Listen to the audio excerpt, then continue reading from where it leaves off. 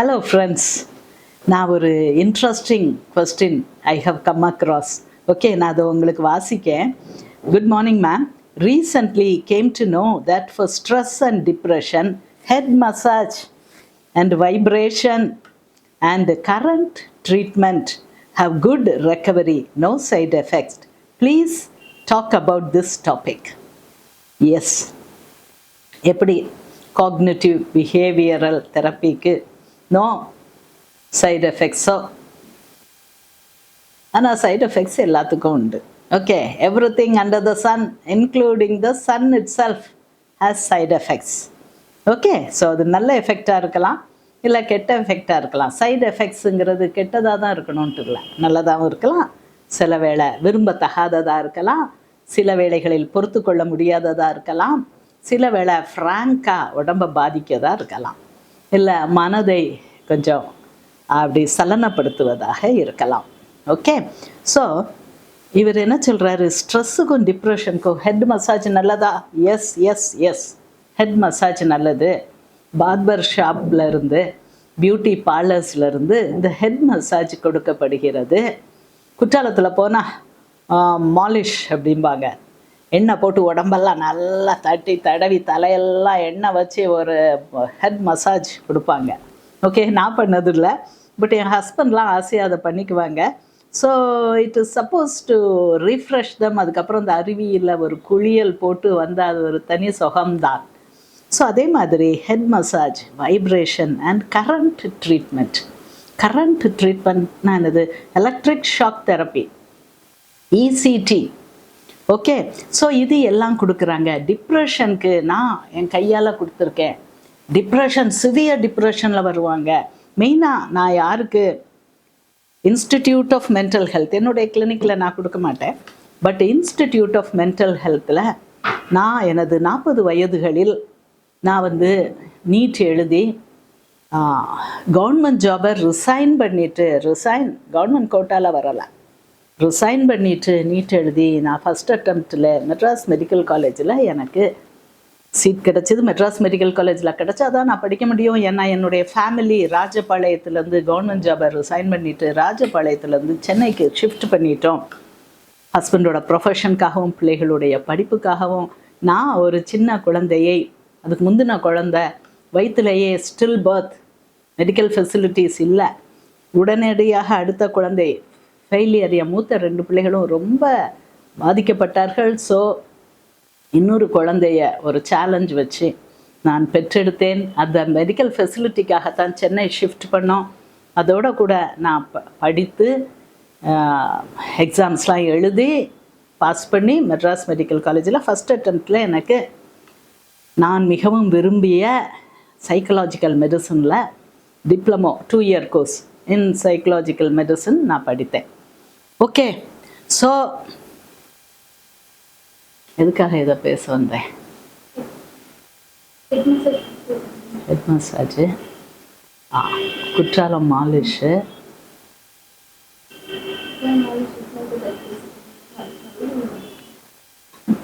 எதுக்கு தான் இதை சொன்னேன்னு தெரியல. சரி, ரெஜி பார்த்துக்குவாங்க.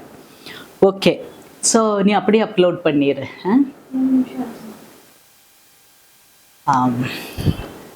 ஸோ அந்த ஹெட் மசாஜ், அந்த நான் சைக்கலாஜிக்கல் மெடிசன் படிக்கும்போதே நான் எலக்ட்ரிக் ஷாக் தெரப்பி, ஏன்னா நான் ட்ரெயின்டு அப்படின்னு சொல்லிட்டு நிறையா சர்ஜரி பண்ணி கவர்மெண்ட் ஜாபில் நான் வேலை பார்த்து 5 வருஷம் ப்ரைமரி ஹெல்த் சென்டர், மிச்சம் 4 சொச்சம் வருஷம் கவர்மெண்ட் ஜாபில் நான் தனியாக ஒரு பெரிய மெட்டர்னிட்டி சென்டரை நான் மேனேஜ் பண்ணியிருக்கேன் வித் சர்ஜன்ஸ். 4-5 சர்ஜன்ஸ் உண்டு. நான் ஒரு லேடி டாக்டர். இந்த ராஜபாளையம் கவர்மெண்ட் ஹாஸ்பிட்டலே அந்த டைமில் நான் ஒரு லேடி டாக்டராக நான் ஒர்க் பண்ணியிருக்கேன். அதுக்கப்புறம் தான் நிறையா லேடி டாக்டர்ஸ் வந்தாங்க. ஸோ இந்த டைமில் நான் படிக்கும்போது நான் எக்ஸ்பீரியன்ஸ்ட் அப்படின்னு சொல்லிட்டு ஸ்டூடெண்ட்ஸ் மற்றவங்கெல்லாம் எனக்கு 24 வயசு 25 வயசு அந்த ஏஜில் தான் இருப்பாங்க. நான் மட்டும் 40 வயசு. அப்போது என்னுடைய சீஃப்ஸ், என்னுடைய மேடம், அவங்கெல்லாம் என்ன செய்வாங்க, டாக்டர் சுபா நீங்கள் எலக்ட்ரிக் ஷாக் கொடுக்கீங்களா? எஸ் மேடம் அப்படின்பேன். ஸோ அது கேர்ஃபுல்லாக பண்ணணும். அனஸ்தட்டிஸ்ட் அப்போ கிடையாது. இப்போ அனஸ்தட்டிஸ்ட் இல்லாமல் எலக்ட்ரிக் ஷாக் தெரப்பி, ஓகே, இசிடிலாம் கொடுக்க முடியாது. ஸோ அப்போ வந்து நாங்கள் தான் எல்லாத்தையும் மேனேஜ் பண்ணணும். ஸோ பேஷண்ட்டை செடேட் பண்ணி அவங்கள மவுத்து கேக் பண்ணி நாக்கை கடிச்சிடக்கூடாது. ஸோ அப்படிலாம் பண்ணி எலக்ட்ரிக் ஷாக் கொடுப்போம். நான் அதை வில்லிங்காக செய்வேன். ஸ்டாஃப் நர்ஸ் உதவியுடன் நாங்கள் கொடுப்போம். அப்போது நிறையா பேருக்கு நாங்கள் கொடுக்கறது, குழந்தை பிறந்தவுடன் அக்யூட் டிப்ரெஷன் வரும், போஸ்ட்மார்ட்டம் ப்ளூஸ் அப்படின்னு உண்டு. அந்த குழந்தையை வயிற்றில் சுமந்து பெற்று எடுத்து ஒரு எக்ஸாஷன் போவாங்க.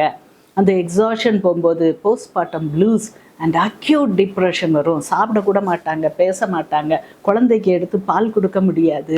அப்போ அவங்களுக்கு குழந்தை நர்சிங் மதர் அப்படின்னு சொல்லி நாங்கள் வந்து அவங்களுக்கு மாத்திரைகள் ரொம்ப கொடுக்க முடியாது. அப்போ என்ன செய்வோம், எலக்ட்ரிக் ஷாக் தெரப்பி கொடுப்போம். நான் அதை கொடுப்பேன். ஸோ உடம்பை தூக்கி போடும், அவங்களுக்கு எலக்ட்ரோட்ஸ்லாம் வச்சு ஒரு கரண்ட் ஷாக் அப்படி பாஸ் பண்ணுவோம். இன்னும் அதனுடைய மெக்கானிசம் ஆஃப் ஆக்ஷன் தெரியாது.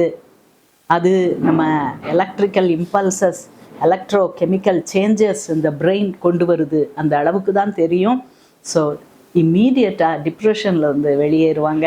ஃபஸ்ட்டு ஒரு ஷாக்லேயே நல்லாக்குவாங்க. 2-3 ஷாக் தெரப்பி, இது வோல்டேஜ் அது இதுன்னு இப்போ நிறைய அதில் வேரியேஷன் வந்துடுச்சு. நான் படிக்கும்போது 2001 அந்த 2000 அந்த 2001 அதுக்கு முந்தின வருஷம் அப்படி படித்தேன். ஸோ அந்த எலக்ட்ரிக் ஷாக் தெரப்பி பற்றி நீங்கள் கேட்குறீங்க. ஸோ எனக்கு ரொம்ப சந்தோஷம் அதை பற்றி இது பண்ண. இப்பொழுது நான் அதை செய்வதில்லை. ஆனால் அதுக்கு யூஸ் இல்லாமன்ட்டு இல்லை, நிறைய it plays a role. So அது ஒரு டைப் ஆஃப் ட்ரீட்மெண்ட். ஓகே, இன்னொரு சிம்பிளான ட்ரீட்மெண்ட் சொல்கிறேன். நீங்கள் current treatment and good recovery vibration அப்படின்னு சொல்கிறீங்க. இது ஒரு பாருங்கள், ஒரு சின்ன எளிய இது. நான் இதை வந்து 5000 ரூபான்னு வாங்கினேன். 5000 சொச்ச ரூபா அப்படின்னு சொல்லி நான் வாங்கி 2-3 வருடங்கள் இருக்கும். நான் எப்போவுமே நியூ கேட்ஜெட்ஸ் அண்டு அது பார்த்துக்கிட்டே தான் இருப்பேன். ஸோ என் கண்ணில் பட்டது ஒரு 3 வருடங்களுக்கு முன்னால். அப்போ 5000 ரூபான்னு வாங்கினேன். இப்போ இதை இரண்டாவது முறை நான் இதை வாங்கினேன். இது வாங்கும்போது ஒரு 1000 ரூபா தான் ஆச்சு. ஓகே, ஸோ இது யூஸ் நல்லா இருக்குன்னு நிறையா மேனுஃபேக்சர் பண்ணுறாங்க. சவுண்டை கொஞ்சம் நிப்பாட்ட சொல்லிட்டு வாடியா, யாரையாவது சொல்லிட்டு வா. அங்கே மெயினாக ஸ்ரீனிவாசன் சொல்லிட்டு ஓடியா, கதவை பூட்டிட்டு போ. சரி. ஸோ இது வந்து ஒரு வைப்ரேட்டர் மெஷின். இதோடைய லிங்க் எல்லாம் உங்களுக்கு நாங்கள் கொடுக்குறோம். இந்த வைப்ரேட்டர் மெஷினை நான் இப்போ யூஸ் பண்ணுறேன். என்னுடைய மெத்தட் ஆஃப் ஒர்க் எப்படின்னா, நான் அப்போ படித்து முடித்ததுனாலும், லேட்டாக படித்து முடித்ததுனாலும், சைக்கியாட்ரிக் ப்ராக்டிஸ் லேட்டாக ஆரம்பித்தேன்னாலும், மெயினாக மீடியாவில் நான் பேசுகிறேன் அப்படின்னாலும், என்னுடைய வாழ்க்கையில் ஒரு 10 வருஷம் நான் வந்து தற்பொழுது டெல்லியில் செலவழிக்கிறேன். ஸோ நான் சென்னையில் இருக்கிற நேரம் கம்மி. ஸோ நான் வந்து காக்னிட்டிவ் பிஹேவியரல் தெரப்பி இதில் தான் நான் கான்சென்ட்ரேட் பண்ணுறேன். மாத்திரையை விட சப்ளிமெண்ட்ஸ், இப்படி டயட்டரி சப்ளிமெண்ட்ஸை வச்சு சரி பண்ண முடியுமா, அவங்கள பார்த்துக்கொள்ள பழக்க முடியுமா அப்படின்னு சொல்லிட்டு அந்த விஷயங்களில் பார்க்குறேன். ஸோ இப்படிப்பட்ட விஷயங்களில் நான் எப்போவும் இன்ட்ரெஸ்டடாக இருப்பேன். ஸோ திஸ் இஸ் இது பண்ணிக்கலாம். ரெட் லைட் வரும், கலராக லைட் வரும். ஸோ இதை வந்து இப்படி உடம்புல நம்ம வைக்கும்போது அது ஒரு வைப்ரேஷன் கொடுக்கும். Actually it feels very good. இந்த இடத்துல வச்சோன்னா வேகஸ் நர்வ் ஸ்டிமுலேஷன், காதுக்கு பின்னால் ரிலாக்ஸ் பண்ணோம். நான் காலையில் 3 மணிலேருந்து எழும்பி படிக்க ஆரம்பிப்பேன். வேரியஸ் ரிசர்ச் அண்ட் அனாலிசிஸ் பண்ணிக்கிட்டே இருப்பேன். லேட்டஸ்ட் இம்ப்ரூவ்மெண்ட்ஸ், டெக்னிக்ஸ் என்ன, லேட்டஸ்ட் படிப்பு என்ன பார்த்துக்கிட்டே இருப்பேன். ஸோ 3 மணிலேருந்து I start my day. So 6 to 7 patients calling ஆரம்பிப்போம். சப்போஸ் சிங்கப்பூர் அப்படி வெளிநாட்டு கிளையண்ட்ஸ்னால் அதுக்கு முன்னாலே ஆரம்பிப்போம். யூஎஸ் கிளையண்ட்ஸ்னால் அதுக்கு முன்னாலே ஆரம்பிப்போம். ஸோ பை த டைம் ஒரு 6 மணி 7 மணிலாம் எனக்கு ரொம்ப டயர்ட் ஆகும், எக்ஸாஸ்ட் ஆகுவேன். பிரெயின்லாம் ஃபாகின்னு சொல்ல முடியாது, ஓவர்லோடடாக இருக்கும் வித் இன்ஃபர்மேஷன், ஒர்க்கு, ஷெட்யூல் எல்லாம். அப்போது நான் இதை அடிக்கடி யூஸ் பண்ணுறேன். 10 நிமிஷம் தான் யூஸ் பண்ணணும், அதுக்கு மேலே யூஸ் பண்ணக்கூடாது. எனக்கு இது ஆசையாக இருக்கும், 2 வாங்கி வச்சு மாறி யூஸ் பண்ணுவேன். பட் டூ மச்சாக பண்ணாதீங்க. Too much of anything is good for nothing. So இந்த மெஷினை நான் எப்படி பண்ணுவேன்னா கண்ணுக்கெல்லாம் பண்ணுவேன், நல்லாயிருக்கும். பிகாஸ் 65 வயசுலையும் கண்ணாடியோடைய உதவியுடன் நான் இதை என் கண்மையெல்லாம் போயிடுச்சு என்னன்னு தெரியல. ஸோ ஸோ இந்த ஃபாகி இதை கிளிம்ஃபாட்டிக்ஸ் அப்படின்னு சொல்லுவோம். கிளிம்ஃபாட்டிக்ஸ் அப்படின்னா என்னதுன்னா, லிம்ஃபாட்டிக்ஸ், லிம்ஃப் உடம்புல ரத்த ஓட்டம் இருக்கும், அதுக்கப்புறம் லிம்ஃப்னு தனியாக ஒன்று சுற்றும், இதுக்கு மேலே செரிப்ரோ ஸ்பைனல் ஃப்ளூயிட் அப்படின்ட்டு இருக்கும். ஸோ பிரெயின் தான் நம்ம உடம்புல 20ல் 1 பங்கு தான் அதோடைய வெயிட். நம்ம பிரெயினுடைய வெயிட்டு நம்ம உடம்புல உள்ள வெயிட்டில் 20ல் 1 தான். ஆனால் 20% ஆஃப் எனர்ஜி அதுதான் எடுக்குது. ஸோ ஒரு பிரெயின் நல்லா இருக்கணும், அதுதான் ஃபஸ்ட்டு பாயிண்ட். ஹார்ட் அதுக்கு அடுத்தபடி தான் வரும். ஓகே, ஸோ ஹார்ட் டிசீஸ்னால் இறக்குறவங்க நிறையா அப்படின்ட்டு இப்போ சொல்கிறாங்க, ஹார்ட் அட்டாக். ஆனாலும் பிரெயின் தான் எல்லாத்துக்கும் முக்கியம். பிரெயினுடைய கண்ட்ரோலில் தான் ஹோல் பாடி இருக்குது. இந்த பிரெயின் டெத் ஆச்சுன்னா தான் உங்கள் ஹார்ட்டையே வெளியே எடுத்து இன்னொருத்தருக்கு கொடுக்கலாம். ஓகே, ஸோ இந்த brain stimulation I use it. நீங்கள் அழகாக ஒரு கேள்வி கேட்டிருக்கீங்க, வைப்ரேஷன் நல்லதுன்னு சொல்கிறாங்களே, என்னதுன்ட்டு இதை பற்றி பேசுங்க. மேக்னெட்டிக் ஸ்டிமுலேஷன் அப்படின்னு கூட இருக்குது, டிரான்ஸ்கிரேனியல் மேக்னெட்டிக் ஸ்டிமுலேஷன். ஒரு 2 நாளைக்கு முன்னால் ஒரு 69 வயது ஒரு அம்மாவை என்னைய பார்க்க வந்தாங்க. ஸோ என்னுடைய ஃபீஸ் நிறையானாலும், எஸ் இந்தியாவிலே நான் தான் லார்ஜஸ்ட் சார்ஜிங் ப்ரொஃபஷ்னல். ஒரு ஒரு ஒரு கம்பெனி சொன்னாங்க, மேடம் நீங்கள் தான் இருக்கிறதுலே ஜாஸ்தியாக சார்ஜ் பண்ணுறீங்க அப்படின்ட்டு. பட் நான் சார்ஜ் பண்ணுற மாதிரி ஒரு 10 மடங்கு ரிட்டர்ன் கொடுக்கணுங்கிறது என்னுடைய பிரின்சிபிள். அது எப்படி செஞ்சுட்டு வரேன்னு தெரியல. ஸோ நான் செஞ்சுக்கிட்டு வரப்போய் தான் கிளையண்ட்ஸ் என்னால் தனியாக மேனேஜ் பண்ண முடியாத அளவுக்கு ஐ ஹாவ் கிளையண்ட்ஸ்.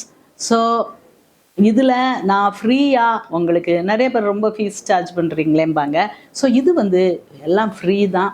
ஸோ இதில் நீங்கள் கேள்வி கேட்டிங்கன்னா அதுக்கு நான் பதில் சொல்லிக்கிட்டு இருக்கேன். ஸோ உங்களுடைய சந்தேகங்களை கேளுங்க. Trans magnetic stimulation, transcranial magnetic stimulation இருக்குது, அதுவும் ஒரு நல்ல தெரப்பி தான். இது எல்லாமே நான் இன்வேசிவ். அப்படின்னா என்ன அர்த்தம்? ஒரு ஊசியை போட்டு குத்தி உங்கள் உடம்புக்குள்ளே போய் அப்படி இன்வேசிவ் ட்ரீட்மெண்ட் அல்ல, நான் இன்வேசிவ் ட்ரீட்மெண்ட்ஸு. ஸோ இதை நீங்கள் யூஸ் பண்ணிக்கலாம். So this is very good.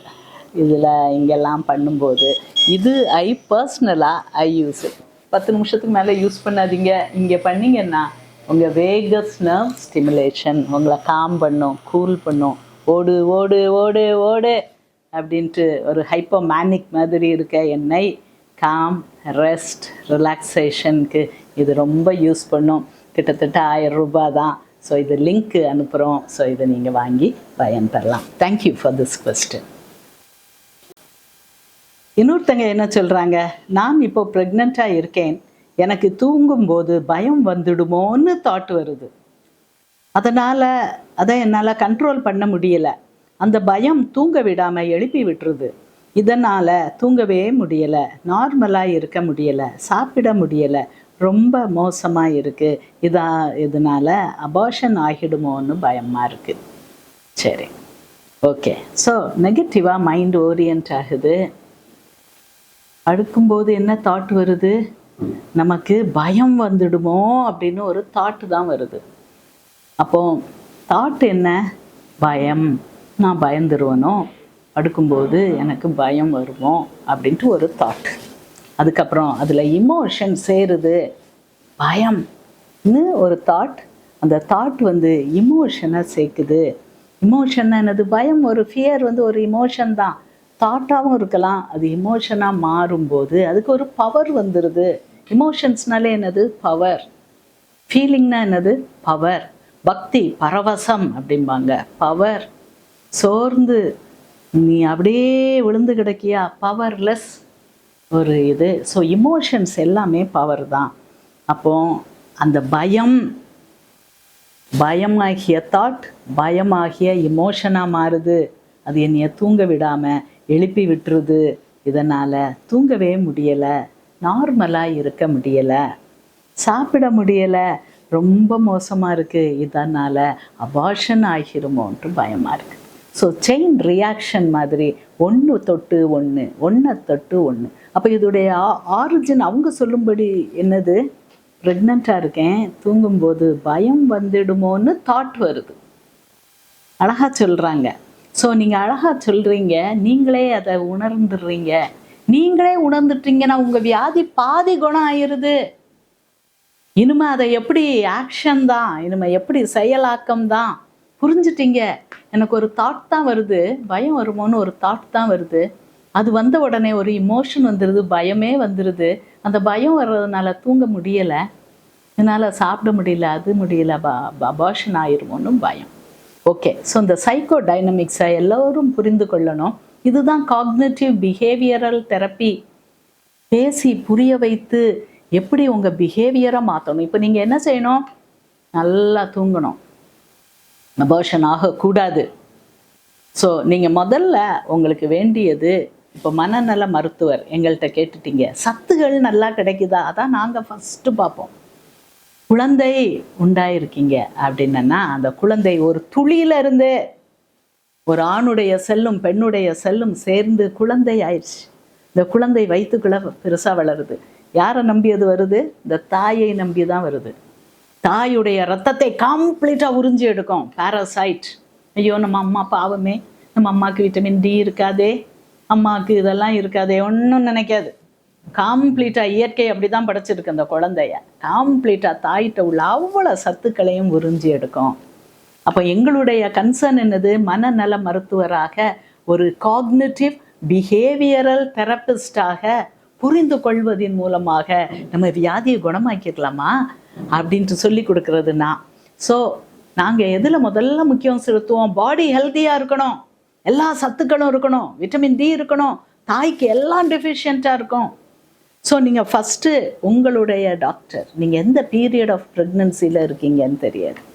So first 3 மாதம் ரொம்ப கேர்ஃபுல்லாக இருக்கணும். அப்போ தான் ஆர்கன் ஜெனிசிஸ் ஆகும். பேபிக்கு கண்ணு, மூக்கு, வாய், காது, ஹார்ட்டு எல்லாம் ஃபார்ம் ஆகும்.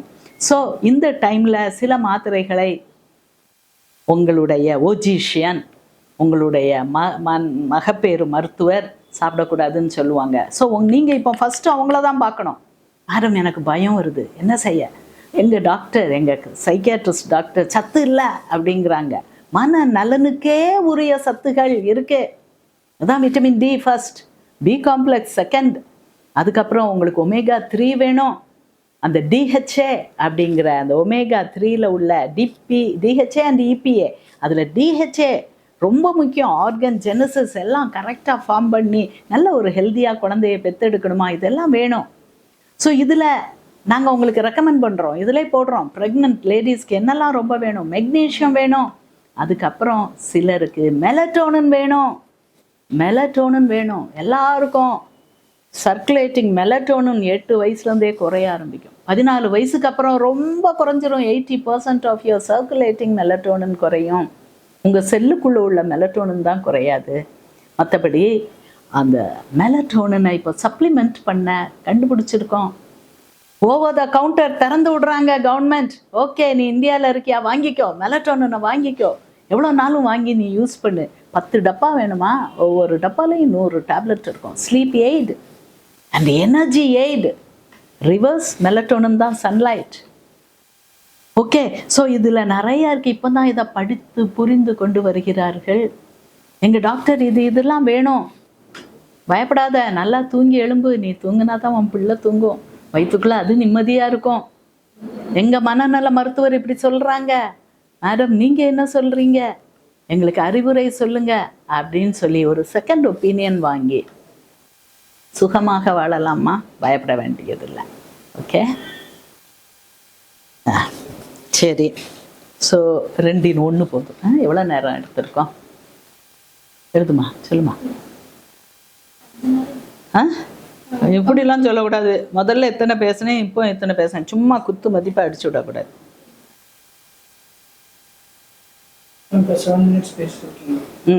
அதுக்கு முன்னால மொத்தமா 22 கரெக்டாக சொல்லணும், துல்லியமா. குட். இதை பார்த்துருமா? கட் பண்ணிடு. மூளை திசுக்களை அதிகரிப்பது எப்படி அப்படின்ட்டு பேசின வீடியோ ஒரு வெல் ரிசீவ்டு. நிறைய பேர் தேங்க் பண்ணியிருக்கீங்க. சுகன்யா நடராஜன் என்ன சொல்கிறாங்க? வெல் செட் மேம், தேங்க்யூ சொல்கிறாங்க. வெல் செட் பாலுன்னா அவங்க சொல்கிறாங்க. அதுக்கப்புறம் பாண்டி செல்வி என்ன சொல்கிறாங்க? அருமையான பதிவு, நன்றி, இளமையான அம்மா. So thank you so much for your kind words. இந்த வேர்ட்ஸ் எனக்கு ரொம்ப சிரிப்பையும் சந்தோஷத்தையும் கொடுத்தது. ஸோ இளமை பாடி ஏஜ் ஆகும். Chronological age, mental age, psychological age, அப்படி நிறையா ஏஜாக நாங்கள் பிரிப்போம். சரியா? ஜஸ்ட் ஒன்லி ஃபிசிக்கல் ஏஜை மட்டும் நம்ம பூமியில் வாழ்ந்து சூரியனை எத்தனை தடவை சுற்றி வந்தோம்? ஒரு தடவை சுற்றி வந்துட்டோன்னா 1 வயசு, 10 தடவை சுற்றி வந்தோன்னா 10 வயசு. ஓகே, இது நம்ம செவ்வாய் கிரகத்தில் இருக்கோன்னு வைங்க, அது 3 வருஷத்துக்கு, நம்ம இந்தியன் இதுக்கு ஏர்த்தில் உள்ள 3 வருஷத்துக்கு ஒரு தடவை சுற்றி வருதுன்னு வைப்போம். மாஸில் நம்ம வாழ்ந்தோன்னா அப்போ நம்ம ஏஜிங் டிலே ஆகும். அதான் தியரி ஆஃப் ரிலேட்டிவிட்டி. ஸோ அப்போ அங்கே போயிட்டு நம்ம திடீர்னு மாஸில் போய் கொஞ்ச நாள் வாழ்ந்துட்டு திருப்பி வந்தோன்னா நம்ம பிள்ளை உடைய வயசு தான் நமக்கு இருக்கும். எஸ், அதுதான் சயின்ஸ் சொல்லுது. ஓகே, அப்படி சினிமாலாம் உண்டு. ஓகே, ஆனால் நான் சொல்கிறேன், மனசில் எப்பவும் இளமையாக இருக்கலாம், சிறு பிள்ளை மாதிரி இருக்கலாம். வயசு ஆகணும் தான், ஏஜிங் வேணும் தான், மெச்சூரிட்டி வேணும் தான். ஆனாலும் மனதில் ஒரு துள்ளல் சாகிற அன்னைக்கு வரைக்கும் கூட இருந்துச்சுன்னா அதுதான் இளமை. அது ரிஃப்ளெக்ட் ஆகும். பாடி வயசான பாடினாலும் சில பாட்டிமார்கள், தாத்தாமார்கள் ரொம்ப குசும்பாக இருப்பாங்க, ரொம்ப ஃபன்னாக இருக்கும், அவங்களோட இருக்கதே சந்தோஷமாக இருக்கும். சிலவர்கள் எங்கே இருப்பாங்க, ஆனால் ஒரு பெரிய மனசுமையோடு தெரிவாங்க, ஒரு பெரிய மனக்கவலையோடு தெரிவாங்க. ஏதோ வாழ்க்கையில் என்னதெல்லாமோ செய்யணும், நான் இப்படி செய்யணும், கில்ட் வந்துடும், ஐயோ நான் செய்யலையேன்ட்டு ஏக்கம் வரும், கவலை வரும், கஷ்டம் வரும். அன்ஃபார்ச்சுனேட்லி சில அம்மாமார்கள், டீச்சர்ஸ் இந்த பிள்ளைய இப்படி முதுகில் பெரிய பாரத்தை தூக்கி சுமத்தி விட்டுருவாங்க. அவங்கள அறியாமலேயே பெரிய மன கவலைகள், கஷ்டங்களை தூக்கி கொண்டு திரிவார்கள். ஸோ தேவையே இல்லை. எவ்வளோ சிரிக்க முடியுமோ சிரிங்க, எவ்வளோ சந்தோஷமாக இருக்க முடியுமோ சந்தோஷமாக இருங்க, எவ்வளோ இளமையாக இருக்க முடியுமோ. இளமைன்னா என்னது? ஒரு குட்டி பிள்ளை எதுக்குன்னே தெரியாது சிரிக்கும். இங்கேருந்து இங்கே நடந்து போகுமா, துள்ளி பறந்து ஓடும். என் பேர பிள்ளைகள்லாம் அப்படித்தான். இங்கேருந்து அங்கே போவாங்களா, நடந்து போவாங்களா? முடியாது. அவங்க பறந்து ஒரு ரூம்லேருந்து அடுத்த ரூம் போகணுன்னா ஓடுவாங்க, சிரிப்பாங்க, எல்லாத்துக்கும் சிரிப்பாங்க, எல்லாத்துக்கும் ஃபன்னாக இருப்பாங்க, லைட் ஹார்ட்டடாக இருப்பாங்க, லைட் மைண்டடாக இருப்பாங்க. ஸோ இதுதான் மிகப்பெரிய சொத்து. ஒரு அம்மாவும் அப்பாவும் பிள்ளைக்கு கொடுக்கக்கூடிய ஒரு மிகப்பெரிய சொத்து இதுதான். சிறு பிள்ளை மாதிரி அந்த குணத்தோட, இந்த சிறு பிள்ளை மாதிரி அந்த எனர்ஜியோட, உற்சாகத்தோட வலம் வருவது ஒரு பெரிய ஒரு விஷயந்தான். அதை ஈஸியாக நீங்கள் புரிந்து கொண்டு அதை நீங்களும் அதை ஃபாலோ பண்ணிங்கன்னா ரொம்ப நல்லாயிருக்கும். ஏஜிங்கை தவிர்க்க முடியாது. பட் இந்த ஒரு ஃபன் அவுட்லுக், ஒரு சைல்டிஷ் இல்லை, சைல்டு லைக் ஆட்டிடியூடோட நம்ம வலம் வரலாம். Thank you for your nice comments.